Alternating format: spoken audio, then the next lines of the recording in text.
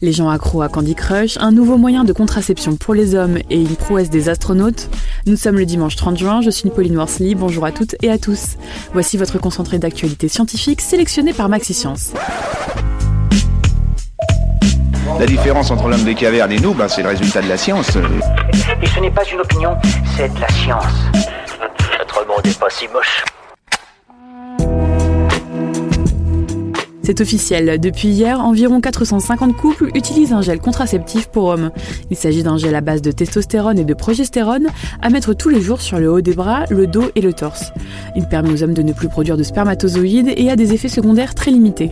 Les chercheurs des universités de Manchester et d'Édimbourg, à l'origine du projet, espèrent convaincre l'industrie pharmaceutique d'ici 4 à 5 ans.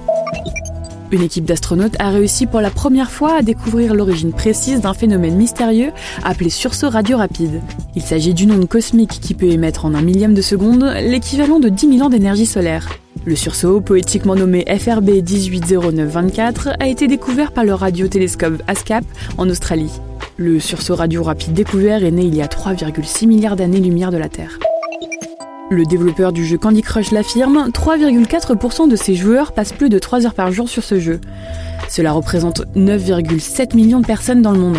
Selon l'éditeur, 0,16% passeraient même 6 heures par jour ou plus à écraser des bonbons colorés, ce qui correspond à 432 000 joueurs. Rappelons que l'addiction aux jeux vidéo a été reconnue officiellement par l'Organisation mondiale de la santé cette année comme maladie mentale. Dans un rapport, l'Agence nationale de sécurité sanitaire de l'alimentation alerte sur la consommation de sucre des Français.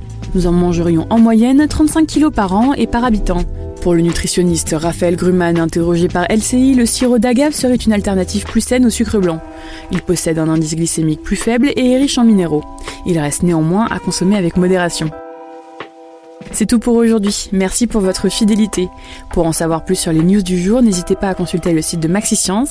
Et en attendant, on vous dit à demain pour de nouvelles actualités scientifiques. Voilà. Il ne reste plus qu'à vous remercier de votre attention.